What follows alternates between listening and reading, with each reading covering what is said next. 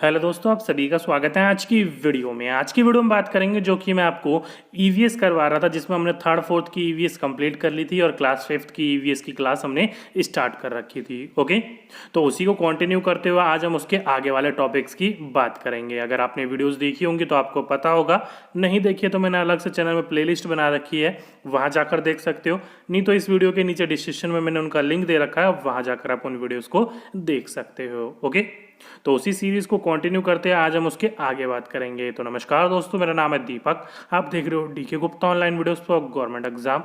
चलिए शुरू करते हैं। तो ये है आपकी क्लास फिफ्थ की ईवीएस की बुक की विषय सूची यानी कि कंटेंट, जिसको हमने 2 चैप्टर कंप्लीट कर लिया था। आज हम बात करेंगे उसी के नेक्स्ट टॉपिक, जो कि है चखने से पचने तक, यानी कि आपके पूरे जो हमारा शरीर का डाइजेस्टिव सिस्टम होता है, यानी कि मेन जो नर्वस सिस्टम्स होते हैं उनके बारे में आज हम बात करेंगे। ओके, तो चलिए आज का लेक्चर स्टार्ट करते हैं। तो नोटबुक निकालिए और आज की डेट डालिए, चैप्टर थर्ड चखने से पचने तक। अब यहाँ से आप देखिए, नाम से ही पता लग जाता है कि अधिकतर हमारी जो बात करी जाएगी वो किसकी बात करी जाएगी, डाइजेस्टिव सिस्टम की बात करी जाएगी। और यहाँ पर आपके बहुत इंपॉर्टेंट कई बार क्वेश्चन में यहाँ से पूछे जा चुके हैं। ओके, ज़्यादा पॉइंट नहीं है, लेकिन जितने भी हैं बहुत मेन इंपॉर्टेंट है, जो कि मैंने आपके लिए हाईलाइट कर रखा है। नीचे की ओर चलें तो पहला टर्म जो आएगा वो आपका पेडागोजिकल टर्म आएगा, जो कि पहले उससे भी पहले मैं आपको ये बता देता हूँ, जो कि आपके सामने ये चित्र देखने को मिल रहा है। तो चित्र में आपकी जीभ निकाल कर दिखाई गई है और चित्र पर आपके जीभ पर 4 एरो बनाए गए हैं। तो 4 एरो से कई बार क्वेश्चन पूछ लिया जाता है कि कौन सा स्वाद जीभ के किस तरफ हमें पता चलता है कि कौन सा स्वाद कहाँ से मिलता है। ओके, तो ध्यान रखिएगा यहाँ पर, जैसे कि आप यहाँ पर हाईलाइट भी पॉइंट में देख रखे हो कि तुम्हें जीभ के कौन कौन से हिस्से में कौन सा स्वाद ज़्यादा पता चलना, अपने अनुभव के आधार पर चित्र पर लिखो। लिखने के लिए क्या रखा है कि कौन सा स्वाद किस तरफ को देखने को मिलता है, जो कि आप इशारे की बात करी जाए मतलब आगे पीछे बाईं और दाईं, ये 4 जगह बता रखी हैं। तो मैं आपको बता देता हूँ, जीभ की जो सबसे आगे वाली जो जगह होती है, यानी कि जो पैनीसी होती है, वहाँ से कैसा स्वाद मिलता है हमें, मीठा।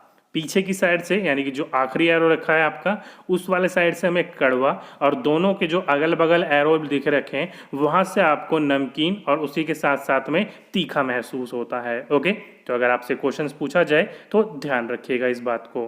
चलिए नीचे की तरफ आए तो वहाँ पर आपका एक और पेडागोजिकल टर्म दे रखा है, जो कि शिक्षक संकेत बोल रखा है। क्या बोल रखा है, बोल रखा है कि आंख बंद करके स्वाद पहचानो में बच्चे को खाने की चीज़ एक ही तरीके से, जैसे कि पीस कर खिलाने से चीज़ आसानी से पहचानी नहीं जाएगी। बच्चों को अलग अलग खाने की चीज़ों के स्वाद बताने और नए शब्द ढूंढने के लिए प्रोत्साहित करें। अलग अलग स्वाद के मेल, जैसे खट्टा, मीठा, तीखा, चटपटा पर चर्चा करने से बच्चों जो होंगे वो खाने में इतनी विविधता को समझ पाएंगे। कहने का तात्पर्य यहाँ पर वही है कि बच्चों को ज़्यादा से ज़्यादा प्रोत्साहित करें चीज़ों को ढूंढने के लिए, उसको सीखने के लिए, और जो कि स्वाद जो होता है उसको चखने के लिए बच्चों को क्या कर सकते हो आप, बच्चे खुद चीज़ से पता चल कर सकें कि कैसे कौन सी जीभ के किस हिस्से से कैसा स्वाद मिलता है। तो उसके लिए क्या कर रखा है उन्होंने कि चीज़ों को पीस कर, जैसे कि गुड़ होता है या चीनी होती है, तो उसको पीस कर खिलाएं ताकि बच्चा पहचान ना पाए कि, क्योंकि उसका शेप अलग होता है। मुंह में गुड़ और चीनी डालोगे तो पता चल जाता है ना, लेकिन पीस कर डालने में थोड़ी सी मुश्किल होती है पहचानने में। तो वैसे करके आप इस चीज़ों का इस्तेमाल कर सकते हो। ओके, आगे एक और शिक्षक संकेत बोल रखा है कि मुमकिन है कि बच्चे बिल्कुल ठीक जगह ना बता पाएं कि जीभ के कौन से हिस्से पर कौन सा स्वाद पता चलता है। बिल्कुल सही सुन रहे हो, क्योंकि बच्चे जो होते हैं वो कई बार कंफ्यूज हो जाते हैं कि जीभ में किस हिस्से पर कौन सी चीज़ रखने से स्वाद होता है। ओके, तो उस हिसाब से आप बच्चों को थोड़ा सा स्वाद लेने के लिए बात करोगे। नहीं कर पाते हैं बच्चे तो ध्यान रखिएगा, उनको आप बताने में मदद कर सकते हो कि आगे वाले हिस्से से मीठा, पीछे वाले हिस्से से कड़वा, और बगल वाले हिस्से से नमकीन और तीखा महसूस होता है। ओके, और ये बात ध्यान रखिएगा कि पाचन शक्ति के लिए अगर आप रोटी को जब निगल रहे हो तो वो प्रॉब्लम करेगा, आपके डाइजेस्टिव सिस्टम पचाने में आपके पेट को मेहनत लगेगी। लेकिन आप रोटी को या चावल को, किसी भी चीज़ को 30 से 32 बार चबाकर खाते हो तो चबा मुंह में ही आपके इतने उसके महीन महीन पीस हो जाते हैं कि पेट को चबाने में, पेट को पचाने में उसको कम मेहनत करनी पड़ती है, जिससे आपका डाइजेस्टिव सिस्टम भी सही रहता है और आपकी जो स्किन होती है वो भी काफ़ी ग्लो होती है। क्योंकि पेट को हमारी कम शक्ति लगी तो हमारा शरीर बाकी चीज़ों के लिए अब क्या करेगा, वो कार्य करना शुरू करेगा। ओके, तो खाने को ज़्यादा से ज़्यादा चबाकर हमें खाना चाहिए। आगे की तरफ बोल रखा है शिक्षक संकेत में कि अगले पृष्ठ पर मतलब अगले पेज पर बच्चों को अपने शरीर में खाने के रास्ते का चित्र बनाकर दिखाना है। उद्देश्य उन्हें पाचन तंत्र बताना नहीं है। कोशिश करें कि बच्चे अपने खुद के विचार बताएं व उनका चित्र बनाएं। बच्चों की कल्पना शक्ति को प्रोत्साहित करें जिससे उन्हें ज्ञान सर्जन के मौके मिले। उन्हें एक दूसरे के चित्र दिखाकर उन पर चर्चा कराने के लिए भी प्रोत्साहित करें। अब नीचे जो है ये चित्र दे रखा है एक, इसमें आपको डाइजेस्टिव सिस्टम बताना है कि कौन से हिस्से से कौन से, जैसा हमारा जो खाना होता है वो मुख से लेकर बड़ी आंत छोटी आंत से होते हुए बाहर निकल जाता है। तो वो बच्चों को आपको बताना है कि बच्चों को क्या है पता है, उसका पता करने के लिए यहाँ पर चित्र बनाने के लिए बोला गया है। लेकिन हमारे लिए इंपॉर्टेंट पॉइंट नहीं है, छोड़ो। यहाँ पर आपका एक मेन इंपॉर्टेंट पॉइंट है लेकिन उत्तर नहीं दे रखा है, लेकिन मैं आपको उसका उत्तर बताऊंगा, टेंशन मत लीजिएगा। क्या बोल रखा है, तुम्हें कैसे पता चलता है कि तुम्हें भूख लगी है। तो भूख लगने का जो सबसे पहला तरीका होता है वो किस द्वारा हमें पता चलता है। तो कई बच्चे कहते हैं कि पेट में चूहे कूदने लग जाते हैं, जैसे कि यहाँ पर आपका एक एग्जाम्पल दे रखा है, पेट में चूहे कूद, मतलब आप देखा होगा पेट में हल्की सी गुड़गुड़ाहट होती है और पेट में दर्द भी शुरू होना जाता है। तो वो पेट का जो होता है उस चीज़ से हमें पता नहीं लगता, वो जो होता है पहले हमारे मस्तिष्क तक बात जाती है और मस्तिष्क हमें बताता है। और मस्तिष्क में कौन से ग्लैंड तक जाती है, तो ध्यान रखिएगा हाइपोथैलेमस एक नाम का आपका ब्रेन बिल्कुल बीचों बीच एक छोटा सा होता है, उसको बोलते हैं हाइपोथैलेमस। ओके, तो अगर आपसे पूछा जाए कि हमें भूख लगी है इसका पता हमें कैसे पता चलता है, तो मस्तिष्क में एक आपका सिस्टम है जिसे आप हाइपोथैलेमस बोलते हो, उसके द्वारा हमें पता लगता है। पूछा हुआ क्वेश्चन है, ध्यान रखिएगा। और भूख लगने पर कुछ आपके यहाँ पर बोल रखा है कि क्या क्या हमारे सामने निरीक्षण यानी कि कारण देखने को मिलते हैं। पहला है कि लड़की बोल रही है कि भूख से मेरे सिर में दर्द हो जाता है। बिल्कुल सही बात है, ये आपका लक्षण ही है, भूख लगने पर सिर दर्द भी होता है। और एक बच्चा कह रहा है कि जब मुझे भूख लगती है तो मुझे बहुत गुस्सा आता है, ये भी लक्षण है। तीसरा बच्चा कह रहा है कि जब मैं भूखा होता हूं तो क्या बोल रखा है, थका थका सा महसूस करता हूं। बिल्कुल, क्योंकि एनर्जी, फूड हमारा क्या करता है, एनर्जी का कार्य करती है। वहीं पर एक छोटे बच्चे ने एक छोटे बच्ची को ले रखा है, उसने कहा है कि जब मेरी बहन को भूख लगती है तो वो क्या करती है, रोने लग जाती है या फिर रोती है। और उसी प्रकार से कुत्ता भी जो है वो भी कह रहा है कि जब मुझे भूख लगती है तो मैं क्या करता हूँ, मैं भी रोता हूँ। कुत्ते को चिल्लाते हुए देखा होगा। तो उसी प्रकार की अलग अलग चीज़ें हैं। तो ये सारे के सारे लक्षण हैं, जब हमें भूख लगती है तो अलग अलग से हमारा शरीर क्या करता है, वो प्रतिक्रिया करता है। यहीं पर ही नीतू को चढ़ाया गया ग्लूकोज। क्यों? क्योंकि नीतू को दस्त लग गए थे, जो भी वो खा रही थी वो बार बार उल्टी कर रही थी। इसकी वजह से उसको हॉस्पिटल में भर्ती कराया गया, जिसको ग्लूकोज दी। और ग्लूकोज क्या होता है, ग्लूकोज चढ़ाने के लिए ये बोल सकते हो हमें जल्दी से जल्दी वो ताकत प्रदान करता है, जो कि यहाँ पर आपने देख भी रखा है, लिख भी रखा है कि ग्लूकोज चढ़ाने से बिना खाए पिए तुम्हारी जल्दी ताकत मिलेगी और हिम्मत भी। यानी ग्लूकोज क्या है, इंस्टेंट एनर्जी का एक स्रोत है। अगर आपसे पूछा जाए तो ध्यान रखिएगा। आगे बोल रखा है शिक्षक संकेत में, क्या बोल रखा है कि ग्लूकोज शुगर के रूप में हमारे शरीर को कैसे ताकत देता है। यह बात बच्चों के लिए अमूर्त है। इस उम्र के बच्चे से यह अपेक्षा नहीं की जा सकती कि वह यह संबंध समझ पाएगा। बिल्कुल सही कर रहे हो, क्योंकि हमारा शरीर जो होता है वो खाने की जो एनर्जी होती है उसको माल्टोज शुगर में बदलता है, मतलब शुगर में ही बदलकर हमारे शरीर में क्या करता है, एनर्जी प्राप्त करता है। तो ग्लूकोज क्या होता है, उसी का ही एक स्रोत है, बिना खाए पिए इंस्टेंट एनर्जी देने का। इस बात को बच्चे नहीं सीख पाते, नहीं समझ पाते, लेकिन हम बच्चों को उसके बारे में ये नहीं कह सकते, उम्मीद नहीं रख सकते, समझा सकते हो आप उन बच्चों को उस चीज से। ओके, यहाँ पर एक स्टोरी आ जाती है जो कि बहुत इंपॉर्टेंट है, कहानी खिड़की वाले पेट की। यहाँ से क्वेश्चन पूछा जा चुका है। क्या है क्वेश्चन वो मैं आपको बता देता हूँ। एक कविता पूरी लिख रखी है लेकिन हमें पढ़ने की जरूरत नहीं है, बस इतना ध्यान रखिएगा। एक फौजी था मार्टिन नाम का, जो कि 18 वर्ष का था, जिसको पेट में गोली लगी थी। गोली लगने के बाद उसको डॉक्टर यानी कि हॉस्पिटल में भर्ती करवाया गया और उसका इलाज शुरू हुआ। कब की बात है ये, तो सन 1822 की बात है। तो जब इसकी ऑपरेशन शुरू होकर इस पर पट्टी वट्टी कर दी गई तो 1 साल के बाद उसका जब जख्म भर गया 1-1.5 साल बाद, तो वो दोबारा डॉक्टर के पास आया और डॉक्टर ने देखा कि उसका पेट जो था वो घाव तो ठीक हो गया था, लेकिन घाव ठीक होने के कारण नीचे है ना आपकी पेट के जो छेद था गोली लगने के कारण उस पर परत बाय परत जम गई थी, लेकिन वो पूरा का पूरा घाव अंदर से यानी कि ये बोल सकते हो एक छेद रह गया था। जैसे दीवार में हम छेद कर देते हैं चारों तरफ से तो होती है, तो वो घाव तो ठीक हो गया था लेकिन पेट के अंदर एक होल रह गया था, छेद रह गया था। इसलिए इसको क्या कहा गया है, कहानी खिड़की वाले पेट की। तो वो जो डॉक्टर था उसी खिड़की से यानी कि उस छेद के कारण वो जान पाया कि पेट के अंदर क्या होता है, बाहर के जरिए कि बाहर ज़्यादा खाना पेट अच्छे से पचा लेता है कि अंदर। तो सारी चीज़ों का उसने निरीक्षण करा और उसको करते करते 9 साल बीत गए इस चीज़ के अंदर। और इस 9 साल के अंदर वो इसी प्रकार से रहा। बाकी जो था यानी कि उसकी शादी भी हुई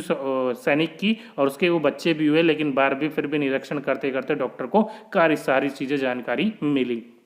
उससे हमें कोई मतलब नहीं है। मेन पॉइंट यहाँ पर ये है कि हमारे पेट का तापमान पूछा जाए कि हमारे शरीर के अंदर पेट का तापमान कितना होता है, तो ध्यान रखिएगा लगभग 30 डिग्री होता है। ये मेन इंपॉर्टेंट है, क्वेश्चन पूछा जा चुका है। और ये तालिका हमारे लिए मोस्ट इंपॉर्टेंट है क्योंकि वो जो खिड़की पेट में बनी हुई थी उसके कारण डॉक्टर ने ये बातें सारी चीज़ें पता करी। जो कि पहली थी, कच्चा दूध जो होता है हमारा शरीर कितने घंटे में पचा लेता है, तो ध्यान रखिएगा वो पेट के अंदर 2 घंटे 15 मिनट लगती है। और गिलास में जो पाचन रस था यानी कि जो पेट से निकाला गया पाचन रस था उसके अंदर जो पच रहा था वो खाना, वो 4 घंटे 45 मिनट में पच रहा था। ओके, उबला हुआ दूध 2 घंटे में पेट के अंदर पच जाता था, लेकिन गिलास के अंदर जो पाचन रस था उसमें 4 घंटे 15 मिनट। और जो पूरी यानी कि जो आपके पूरी तरह से जो उबला हुआ अंडा था वो 3 घंटे 30 मिनट लेता था पेट के अंदर और बाहर गिलास में 8 घंटे। और कम उबला हुआ अंडा 3 घंटे लेता था पेट में और बाहर 6 घंटे 30 मिनट। कच्चा अंडा यानी कि जो फेंटा हुआ था वो 2 घंटे पेट में पच जाता था, लेकिन 4 घंटे 15 मिनट बाहर। कच्चा अंडा 1 घंटा 30 मिनट में पूरा पच जाता था, लेकिन बाहर गिलास में 4 घंटा। तो ये कुछ तालिका उस डॉक्टर ने बनाई थी उस पेट में झाँक कर जरिए। ओके, अगर क्वेश्चंस पूछा जाएगा तो इस तालिका से पूछा जा सकता है। तो ध्यान रखिएगा इन 5 चीज़ों 6 चीज़ों को कि पेट में कितनी जल्दी पचता है खाना और गिलास में जो पाचन रस निकाला था उसने पेट से, उसमें कितनी देर से वो पच रहा था खाना। ओके, बस इतनी सी बात थी इस पूरी की पूरी पूरी की पूरी का आपके चैप्टर के अंदर। और एक आपका यहाँ से रश्मि और कैलाश के बारे में लिखा गया जो कि 5 साल और 7 साल का था। जो कि रश्मि आप देख रहे हो बहुत दुबली पतली है और कैलाश देख रहे हो बहुत थुलथुला मोटा है। दोनों की चीज़ें का कारण क्या है, तो 3 साल की जो लगती है, मतलब जो रश्मि है वो 5 साल की है लेकिन वो दुबली पतली होने के कारण कैसी लग रही है, 3 साल की लग रही है। हाथ पैर पतले और पेट फूला हुआ है, अक्सर बीमार रहती है, थकन के कारण बहुत बार स्कूल भी नहीं जा पाती, खेलने की ताकत भी नहीं है, खाना पूरे दिन में थोड़े से चावल या एक आधी रोटी भी मिले तो समझ लो दिन भर मिल गया। ओके, उसको ये कहने का मतलब यही है कि उसको क्या है, कुपोषण है, खाना उसको सही तरीके से मिल नहीं पाता। और कैलाश उसी प्रकार का 7 वर्ष का है लेकिन उम्र से बड़ा दिखता है, शरीर मोटा थुलथुला है, पैर में दर्द रहता है, फुर्ती से कोई काम नहीं करता, स्कूल जाने के लिए बस का इस्तेमाल, दिन में कई घंटे टीवी देखता है। और खाने की बात करी जाए तो घर का बना कुछ खाना नहीं खाता जैसे कि दाल चावल रोटी सब्जी वगैरह, बाजार के चिप्स बर्गर कोल्ड ड्रिंक, बस यही सारी चीज़ें उसको क्या लगती हैं, अच्छी लगती हैं। तो कहने का मतलब यही है, एक मोटापे से ग्रसित है और एक बीमारी से यानी कि भुखमरी से ग्रसित है। ओके, बस इतने ही से आपके कुछ टॉपिक्स, इतने ही से कुछ पॉइंट्स दे रखे थे। और एक आपका यहाँ पर एक बहुत इंपॉर्टेंट पॉइंट दिख गया मुझे, ओडिशा। ध्यान रखिएगा, ओडिशा में एक जिला है जो कि आपका कालाहांडी जिला है। ओके, उसके अंदर क्या है इंपॉर्टेंट, तो उसके इंपॉर्टेंट यहाँ पर देखिए, एक तरफ कालाहांडी में सबसे ज़्यादा चावल की पैदावार होती है, इंपॉर्टेंट है ध्यान रखिएगा, सबसे ज़्यादा चावल वहीं पर ही उत्पन्न होते हैं और वहीं पर ही कालाहांडी में ही सबसे ज़्यादा लोग भुखमरी से मरते हैं। क्यों? क्योंकि वहाँ पर जो गरीब किसान जो काम करते हैं वहाँ पर उनको दिन भर का एक टाइम का खाना भी नहीं मिल पाता। और कई बार जो खेत होते हैं वो साल में, आपको पता है, फसल आपकी 4 से 5 महीने में तैयार होती है, तो लगाने पर भी थोड़ी बहुत मजदूरी मिलती है और तोड़ने पर बीच के समय क्या होते हैं, बिना काम के रहते हैं वो। तो इस प्रकार से वहाँ पर जो व्यक्ति होते हैं, जो मजदूर होते हैं, वो भूखमरी के कारण वहाँ पर कई बार रहना पड़ता है उनको। तो ये चित्र भी देख रहे हो, वहीं पर ही गोमती नाम की एक लड़की औरत थी, उसकी कहानी बताई गई है। तो अगर आपसे पूछा जाए चावल की पैदावार सबसे ज़्यादा कहाँ होती है, तो उड़ीसा कालाहांडी में, और सबसे ज़्यादा लोग भी भूखमरी के कारण वहीं पर ही मरते हैं। ओके, तो ये कुछ इंपॉर्टेंट पॉइंट थे आपके 3rd चैप्टर से। ओके, तो ये थी दोस्तों आज की हमारी पूरी की पूरी वीडियो। तो आज की वीडियो में बस यही 3rd चैप्टर के बारे में बताना था। और कई बच्चे, मैंने अभी आपको लाइव में भी आके बता दिया था कि कल क्लास नहीं हो पाई थी, और बाकी बच्चे अभी भी पूछ रहे हैं कि सर क्लास क्यों नहीं थी। तो वही आपका मैं बोल रहा था कि मैं आगरा गया हुआ था बच्चों का एडमिशन करवाने के लिए। बिल्कुल सही सुन रहे हो, मैं बीएड के लिए एडमिशन के लिए बच्चों के लिए गया हुआ था। कुछ बच्चे को मैं बीएड करवा रहा हूँ, तो बीएड करवाने के लिए वहाँ पर बच्चों का 2nd ईयर में एडमिशन करवाने गया था, इसलिए मैं आपकी क्लास नहीं ले पाया। ओके, बाकी अब आपकी क्लास ऐसे ही कंटिन्यू रहेगी। बाकी वो काम मेरा हो गया है ख़त्म, तो अब आपकी क्लास यूं ही कंटिन्यू रहेगी। ओके, तो दोस्तों आज की वीडियो में बस इतना ही। अगर वीडियो अच्छी लगी हो तो नीचे जाकर वीडियो को लाइक करना ना भूलिएगा, अपने दोस्तों के साथ शेयर करना ना भूलिएगा। और वीडियो से रिलेटेड किसी प्रकार का कोई डाउट हो, कोई क्वेरी हो तो नीचे कमेंट बॉक्स में आप कमेंट कर सकते हो, मैं आपके मैसेज को जरूर रीड आउट करता हूँ। और साथ ही साथ में अगर आपने अब तक चैनल को सब्सक्राइब नहीं कर रखा और उसके साथ में जो बेल नोटिफिकेशन होता है वो नहीं दबा रखी, तो जल्दी से जल्दी वो दबा लीजिएगा, क्योंकि आने वाली वीडियोस का नोटिफिकेशन आपको वहीं से मिलेगा। और कई बार नोटिफिकेशन नहीं मिल पाता है तो आप हमारा टेलीग्राम ग्रुप भी ज्वाइन कर सकते हो, बिल्कुल फ्री ऑफ कॉस्ट है। ओके, तो दोस्तों आज की वीडियो में बस इतना ही। आपसे फिर मुलाकात होगी नेक्स्ट वीडियो में। जब तक के लिए जय हिंद,